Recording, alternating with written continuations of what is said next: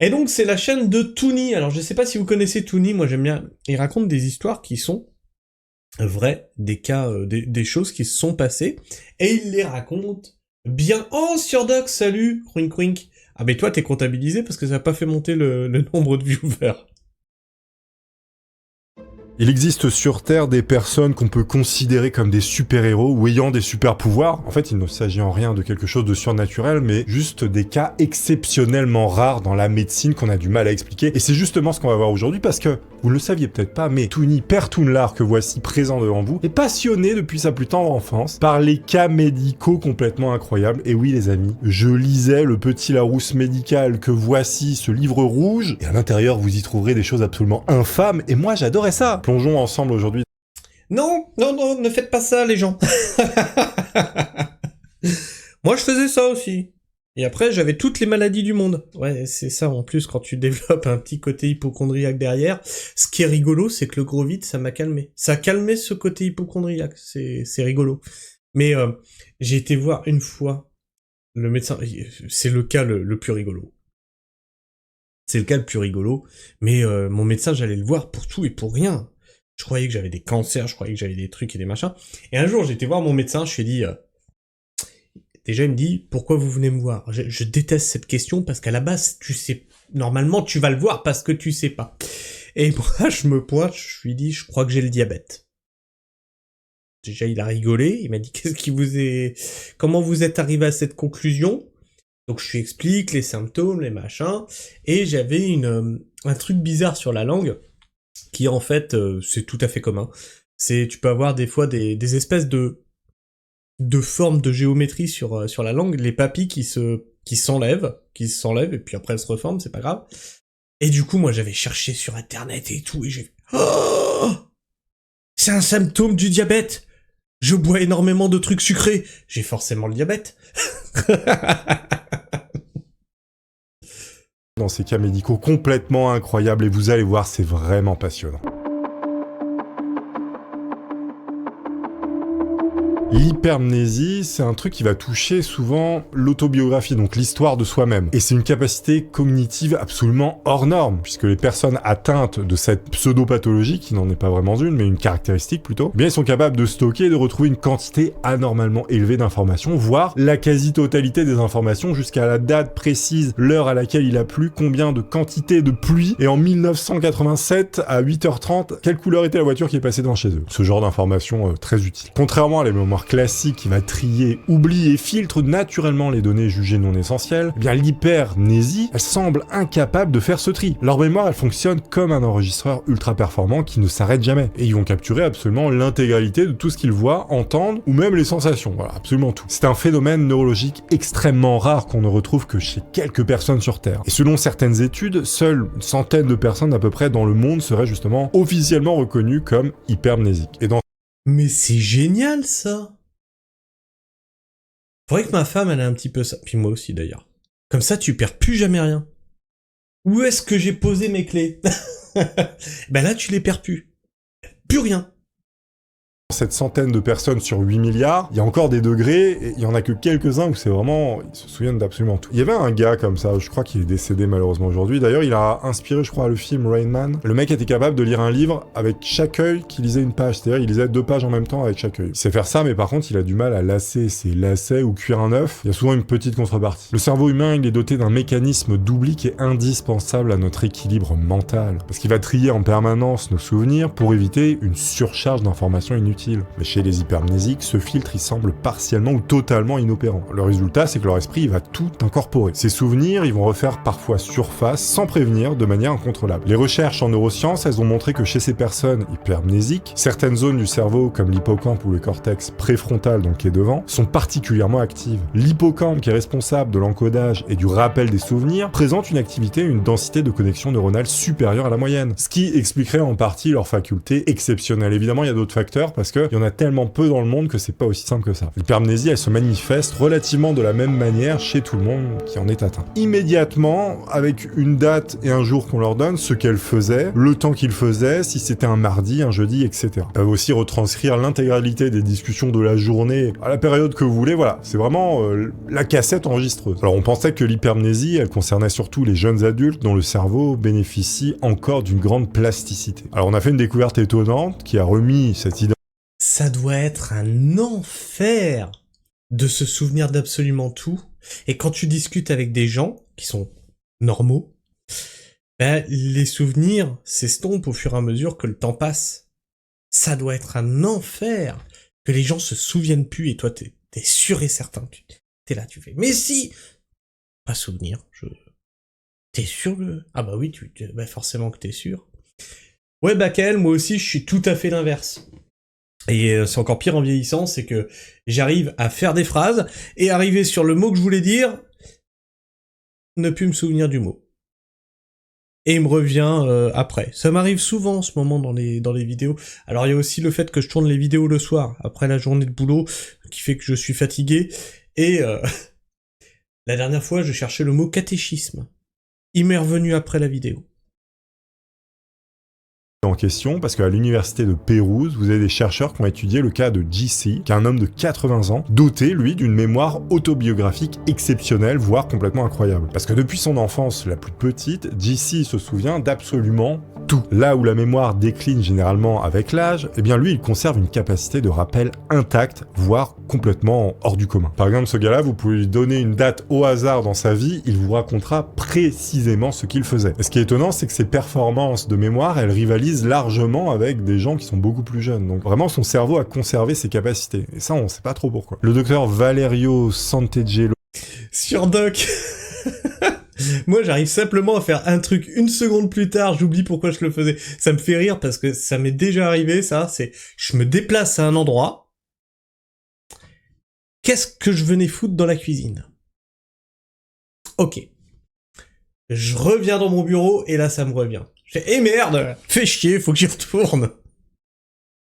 Et son équipe ont observé chez ce monsieur une mémoire d'une clarté et d'une rapidité de récupération déconcertante. Ce cas unique au monde, il remet en question l'idée selon laquelle la mémoire humaine décline inévitablement avec l'âge. Ce monsieur, c'est l'exemple même que le cerveau peut conserver ses capacités avec l'âge. Mais alors comment ça fonctionne ? Eh bien on sait pas encore. Alors ça peut paraître vachement bien d'avoir ce genre de capacité, mais c'est pas forcément un cadeau. Parce que les hypermnésiques ne peuvent pas choisir ce qu'ils retiennent. Tout s'impose à eux, y compris des souvenirs qu'ils préféreraient oublier. Et cette surabondance d'informations, elle peut provoquer du stress, de l'anxiété, voire même des troubles obsessionnels psychiatriques. Le plus difficile dans tout ça, en tout cas c'est ce qu'il raconte, ce sont les charges émotionnelles que ces souvenirs ramènent à chaque fois. Parce qu'un événement traumatique qu'ils vont vivre peut être revécu avec la même intensité qu'au moment où il s'est produit. Donc c'est assez horrible. Par exemple, si, je sais pas, ils ont un proche qui décède, eux ils vont se souvenir mais à 100% du truc, et si un jour ils y repensent, et ben ils vont revivre tous les jours le même truc. Enfin c'est assez... Ben voilà, c'est un enfer. C'est un enfer parce que t'es entouré de gens qui sont normaux. Alors malgré ces inconvénients, l'hypermnésie, elle ouvre des perspectives absolument passionnantes pour la recherche scientifique, parce qu'en étudiant les particularités cérébrales des hypermnésiques, les chercheurs espèrent mieux comprendre les mécanismes de la mémoire humaine. Alors comment elle encode, comment elle conserve, ou alors comment elle restitue les souvenirs. Ces connaissances pourraient un jour permettre de développer de nouvelles approches thérapeutiques pour lutter contre des troubles de la mémoire liés à l'âge, ou bien comme des maladies comme Alzheimer ou autres. Le syndrome de l'enfermement, c'est peut-être l'une des pires choses qui puisse arriver à quelqu'un. Et ça fait partie des cas médicaux complètement hallucinants. Oh putain, j'avais vu ça dans Dr House. Et je crois qu'il va nous faire tous les épisodes de Dr House, là, c'est obligé. Parce que c'est déjà 2 cas qui étaient... En fait, le mec, il peut plus bouger, plus rien, il y a juste ses yeux qui bougent. Ah non, mais moi, là, c'est fini. Hein. Ah non, mais c'est... Alors, j'ai dit à mon épouse que le jour où j'ai vraiment le cerveau, tu sais, si jamais t'es un légume, j'ai dit, ça sert à rien de continuer, tu n'es... Enfin, je sais pas, le cerveau, c'est ce que t'as de plus important, mais c'est pareil, ne plus pouvoir rien foutre, et être enfermé dans un corps immobile, c'est l'enfer. Ah non, mais je veux pas rester de ce monde comme ça, hein. Askip, tu deviens ce que tu cultives. Ah ouais? Je deviens des carottes et des poireaux, alors? on a du mal à expliquer. Vous avez Martin Pistorius, par exemple, qui représente l'un des exemples les plus stupéfiants du syndrome d'enfermement. Alors, le syndrome d'enfermement, c'est une condition neurologique extrêmement rare et terrifiante qui va emprisonner une conscience lucide dans un corps qui ne peut plus bouger. En 1988, la vie de Martin Pistorius, elle va basculer immédiatement. Ce jeune Sud-Africain de 12 ans, qui menait alors une vie tout à fait normale et épanouie, va commencer à manifester une constellation de symptômes troublants, dont l'origine échappe à toute explication médicale immédiate. Il commence à avoir de très grosses fatigues qui durent longtemps, complètement différent d'un épuisement que tout le monde peut ressentir. Cette fatigue, elle va s'accompagner rapidement de douleurs diffuses dans l'ensemble du corps, sans localisation précise, qui permettrait d'orienter un diagnostic. Plus alarmant encore, Martin va développer des troubles de la coordination qui affectent progressivement sa motricité fine, puis globale. Ses mouvements, auparavant fluides et assurés, vont devenir maladroits et imprécis, comme si le lien entre ce qu'il voulait faire et ce qu'il faisait était rompu. Évidemment, à ce moment-là, ses parents vont entamer un parcours médical très difficile. Ils consultent successivement différents spécialistes, espérant obtenir des réponses et surtout un traitement efficace pour leur fils. Et pourtant, malgré de nombreux examens et consultations, vous avez aucun médecin qui ne parvient à identifier avec certitude l'origine de tous ces symptômes extrêmement bizarres. Sauf que là, le gamin il est en train de sombrer petit à petit, on sait pas ce qu'il a. Donc vous avez cette fameuse période d'errance médicale, je ne vous le souhaite pas, mais si vous avez un problème, c'est souvent ça. Vous avez un temps avant que les diagnostics soient posés, on appelle ça l'errance médicale, vous allez voir 36 médecins, on vous dit plein de trucs différents. Jusqu'au jour où il y en a un qui dit mais attendez, les 50 autres médecins ils sont débiles, en fait vous avez ça, et voilà, connaissance de cause. Bonjour, dites-moi en commentaire si vous avez connu ça aussi. Alors, évidemment il y a plein d'hypothèses qui vont être faites, on va penser à une infection virale atypique, une maladie auto-immune, des troubles neurologiques rares. Ah oui, quand les médecins ils savent pas, ils disent c'est une maladie auto-immune, on sait pas ce que c'est, dégage. Cas classique. Bonjour messieurs, dames les malades et leurs chères familles. Bon, les médecins ils vont tâtonner, ils prescrivent des traitements empiriques qui s'avèrent totalement inefficaces. L'état du gamin il va encore empirer. Alors, en quelques mois, Martin y passe... Non, mais il est resté malade parce qu'il a pas bu des jus, en fait. Il fallait boire du jus d'ananas, jus d'orange, jus de légumes. Si, c'est comme ça que ça marche. Il faut croire. Par contre, si t'y crois pas, ça marche pas, forcément. Et Alphadir, faut que t'arrêtes de dire des conneries comme ça. Alphadir nous dit, quelle partie du légume ne passe pas dans le mixeur? Le fauteuil. Et moi, je lis ta connerie, j'éclate de rire, forcément.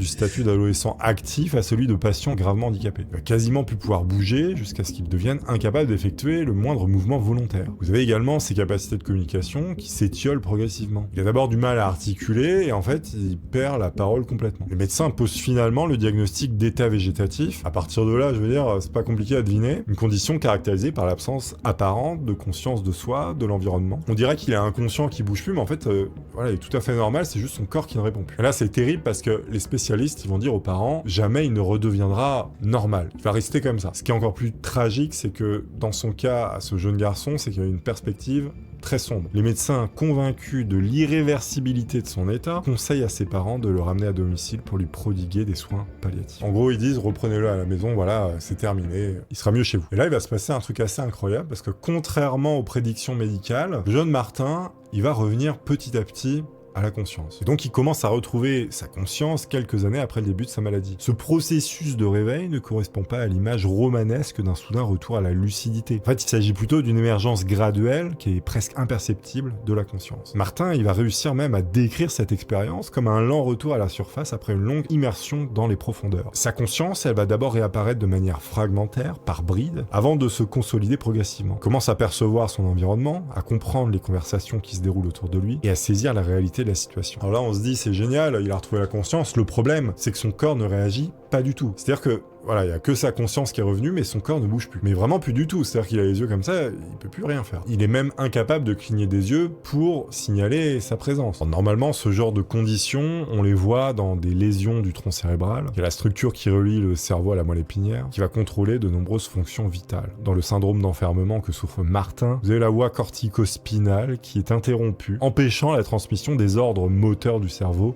vers les muscles. Cependant, et c'est là toute la tragédie de cette condition, les fonctions cognitives supérieures restent parfaitement préservées. Le patient demeure pleinement conscient, capable de penser, de ressentir des émotions, de percevoir son environnement, mais il est privé de tout moyen d'expression.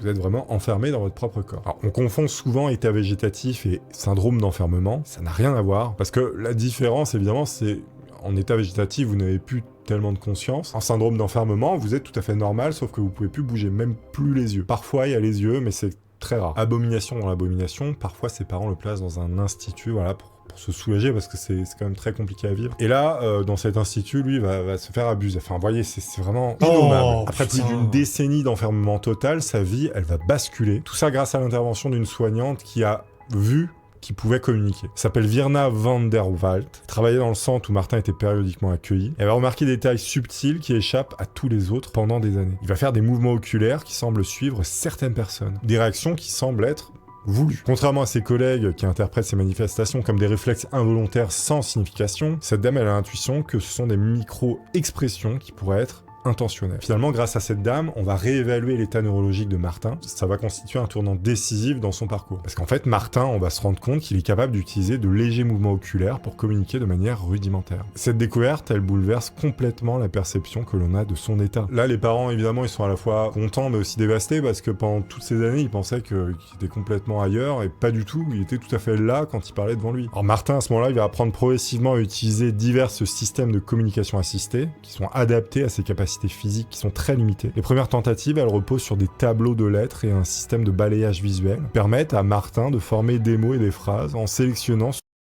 Ouais, mais non, parce que sauf que c'est pas un légume. Il était totalement conscient de ce qui se passait. C'est ça le problème. C'est bien ça le problème. Enfin... Même, comme tu dis, Alphadir, abuser d'un légume, c'est un problème aussi, hein. Me faites pas dire ce que j'ai pas dit. Oui, je vous connais sortir mes phrases de mes propos de contexte. Successivement des lettres par des mouvements oculaires. Évidemment, la technologie, elle évolue et Martin, il va en profiter parce qu'il peut maintenant se déplacer tout seul avec son fauteuil roulant, qu'il peut diriger grâce à son œil. L'ordinateur qui lui servait à communiquer va aussi maintenant lui servir à bosser, c'est-à-dire qu'il va taffer sur des logiciels, utiliser Internet, etc. Donc voilà, ça le libère littéralement. Un peu, pas entièrement. Et figurez-vous qu'il va même créer une entreprise de conception de sites web, complètement incroyable. Comme quoi, la technologie, parfois, ça peut vraiment aider. On va partir sur quelque chose de plus léger, parce que bon, là j'avoue c'était pas très drôle. Vous avez un truc qui s'appelle le blépharospasme. En 2004, la vie de Nathalie Alder, qui est une Australienne de 18 ans, va basculer de façon totalement inattendue. Parce qu'à la veille d'un examen d'anglais crucial, elle se retrouve dans l'incapacité d'ouvrir ses paupières, tout simplement, ne percevant que des formes lumineuses diffuses. Donc en fait, vous vous réveillez un matin, en fait vous êtes comme ça là, j'arrive pas à ouvrir mes yeux, c'est quoi ce bordel? T'imagines la galère? Elle alerte immédiatement son père, elle est comme ça, papa, je vois plus rien, mes yeux soufflent plus. Elle s'est fait hypnotiser. Elle est restée au stade des « vos paupières sont lourdes ». Et la séance s'arrêtait là. On mène chez l'ophtalmo. L'examen clinique va révéler un paradoxe un peu étrange. Malgré l'incapacité manifeste de Nathalie à ouvrir ses paupières, ses structures oculaires sont parfaitement normales. Le spécialiste, confronté à cette situation inédite qu'il n'avait jamais vue dans toute sa carrière, va diagnostiquer une pauvre sinusite, accompagnée d'une petite infection et voilà, d'une inflammation. Il dira ça. Et elle va être mise sous antibiotiques. Classique. Alors au début, le traitement, il semble relativement efficace. Après quelques jours, Nathalie retrouve sa capacité à ouvrir complètement ses paupières, soulageant momentanément son inquiétude. Cependant, cette amélioration, elle va être de courte durée parce que ses paupières se referment de manière sporadique. Et là, l'évolution de sa condition, elle va prendre une tournure totalement fascinante parce que vous avez un cycle d'une précision mathématique qui va s'établir. Ses yeux restent ouverts pendant 3 jours consécutifs, puis fermés pendant les 3 jours suivants, créant un cycle régulier de 6 jours. Cette périodicité stricte, indépendante de facteurs environnementaux ou comportementaux, suggère l'implication d'un mécanisme chronobiologique distinct des rythmes circadiens habituels. Évidemment, les conséquences sur la vie de Nathalie, elles sont considérables. Impossibilité de maintenir une présence régulière à l'école, elle va devoir notamment abandonner sa scolarité, mais heureusement que sa famille est là pour la soutenir. Et finalement, vous avez un neuro-ophtalmologiste, je ne savais même pas que ça existait les gars, ou une spécialité ophtalmo en neuro, peut-être, je sais pas. Tu deviens neurologue et après tu te fais un petit cursus en plus ophtalmo, ou t'es ophtalmo et tu fais un petit cursus neurologue, je sais pas. Et donc il y a un de ces gars-là qui va proposer le diagnostic de blépharospasme, qui est une contraction involontaire des muscles des yeux, responsable de la fermeture des paupières. Ce neuro-ophtalmo, il a déjà vu ce truc-là, et il sait que c'est un truc dans le cerveau qui déconne, notamment les ganglions à la base du cerveau. Normalement, ça vient de là. Toutefois, le cas de Nathalie va se distinguer radicalement des présentations classiques du blépharospasme par 3 caractéristiques atypiques. La durée prolongée des épisodes, la régularité cyclique parfaite des symptômes, mais aussi l'âge précoce de manifestation. Parce que souvent, ça arrive à 50 ans, pas à 18 ans. Face à ce cas unique au monde, les médecins, ils vont dire, bah les gars, on va utiliser de la toxine botulique, Botox. Cette neurotoxine, elle va agir en bloquant la libération d'acétylcholine à la jonction neuromusculaire, inhibant ainsi la contraction de certains muscles. Voilà, pour ça que les gens ridés se mettent du Botox comme ça. C'est tellement ça. Le traitement, il va marcher, mais moyen, parce que ça déconne, et puis elle a des effets encore secondaires qui sont un peu dégueulasses, la nausée, etc. C'est compliqué, ça marche pas trop. Aujourd'hui, on sait toujours pas pourquoi elle a ça. C'est la seule personne au monde qui a un problème cyclique avec les yeux qui se ferment tous les 3 jours pendant 3 jours, dans le monde entier. Voilà, c'est un cas unique au monde. Est-ce que c'est un super pouvoir? C'est très chiant. Nathalie, tu viens avec nous au cinéma la semaine prochaine? Non, yeux fermés semaine prochaine, c'est pas possible. Voilà, c'est que ça, hein. Saviez-vous qu'on pouvait être allergique à l'eau, tout simplement? Oui, si vous avez des ados, vous le savez, ils ont une allergie à l'eau. Ou alors ils sont comme les gremlins. Enfin, comme les mogwai. Faut pas les mouiller. Sinon ils se multiplient. Ou en tout cas, c'est ce qu'ils ont l'air de penser. De l'OH2O, ça s'appelle le l'urticelle awagénique. Alors, cette réaction allergique, elle est différente de celle qu'on connaît d'habitude. Elle repose sur un mécanisme complexe qui est encore mal compris. Évidemment, ce sont des cas qui sont extrêmement rares, c'est pas très bien documenté, mais on sait que ça existe. Tu fais une bataille d'eau, tu dis non, arrêtez, je suis allergique à l'eau, personne te croit. Et pourtant, c'est vrai. C'est un truc de ouf. On te jette un ballon d'eau, tu gonfles comme ça. Bon. Alors, la prévalence exacte de l'urticaire aquagénique, elle reste inconnue en raison du faible nombre de cas rapportés dans les registres médicaux. Mais du coup, si t'es allergique à l'eau, comment tu fais pour boire? Tu peux pas boire? Et ça marche comment? Et sur Doc qui nous dit, ou si vous avez un doc, aussi, faut lui donner de la bière. Mais tu te laves à la bière du coup? Comment ça marche ton truc?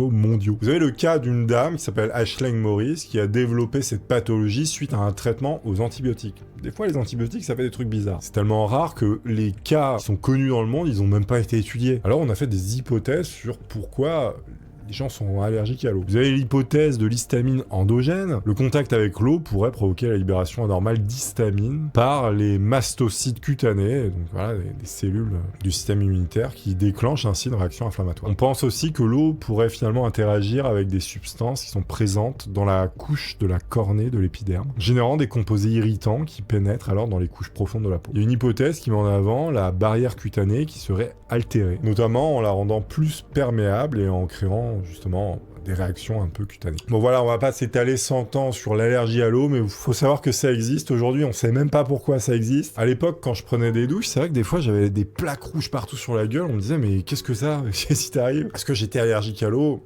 Je ne pense pas. Est-ce que c'était l'eau du robinet qui était blindée de chlore et qui me brûlait le visage? Je pense que oui. Alors c'était à Nantes, Oui, je sais pas il doit y si avoir ça c'est aussi. toujours le cas, mais à l'époque, tu te douchais, t'étais désinfecté.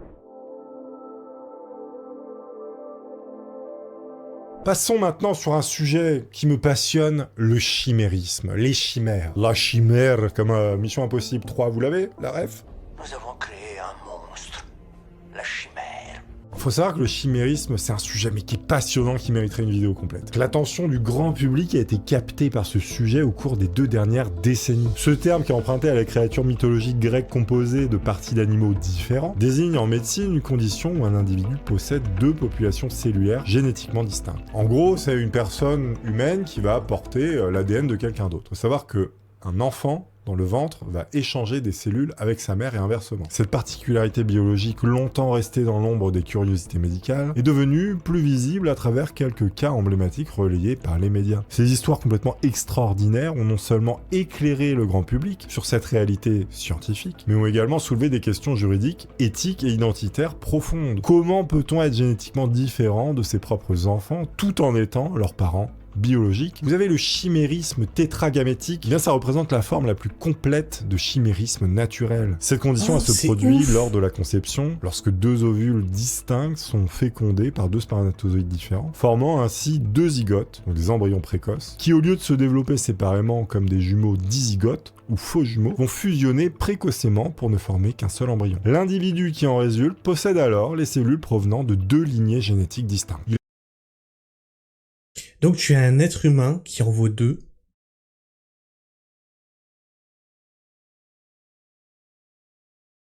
Mais Putain, ça me fait poser plein de questions, ça, du coup.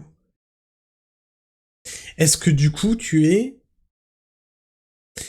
sais, comme quand tu as il y avait eu des cas comme ça, le cadavre de ton frère jumeau qui est dans ton corps, etc., etc. Du coup, est-ce que tu es deux dans le corps, ou tu es tout seul? Comment ça marche, leur truc? C'est ouf, ce truc.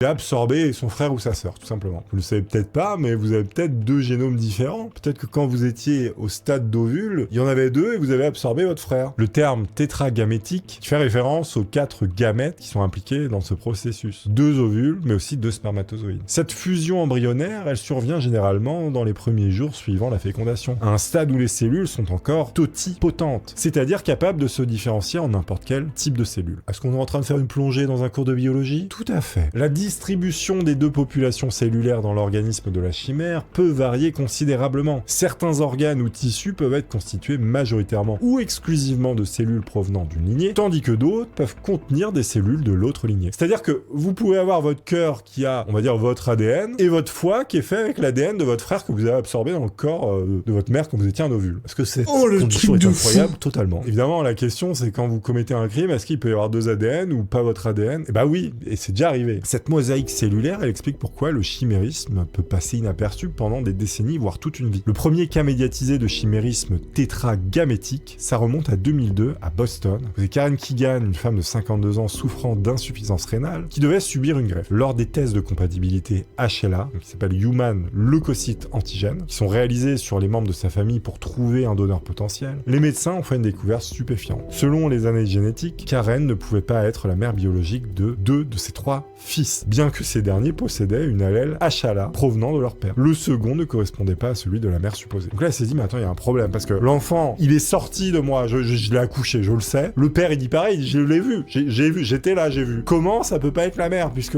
elle les a fait sortir? Donc c'est là qu'ils ont compris qu'il y avait du chimérisme, et qu'en fait, la mère, elle possédait plusieurs ADN, et elle avait donné à ses enfants un ADN sur 2, et voilà, c'est pour ça. Donc face à cette anomalie, et sachant que Karen était indiscutablement la mère de ses enfants, donc évidemment, là, les médecins, ils ont cherché, ils ont prélevé à des endroits différents de l'ADN, et c'est là qu'ils ont découvert que finalement elle avait 2 ADN. On peut l'expliquer parce que Karen avait fusionné, quand elle était à l'état d'ovule, avec son frère ou sa sœur jumelle. Ce qui est marrant, c'est que son sang, lui, avait seulement un ADN, tandis que ses ovaires, à l'origine de ses enfants, provenaient en partie ou totalement de l'autre lignée. Donc elle portait en gros les ovaires de l'ovule qu'elle avait absorbé quand elle était dans le ventre de sa mère. C'est fou, moi j'adore. Alors est-ce que c'est tes enfants du coup à 100%? Je sais pas, c'est bizarre. Ce qui explique pourquoi les tests de maternité n'étaient pas concluants, voilà, parce que ses ovaires c'était pas vraiment les siens. Enfin, c'était les siens.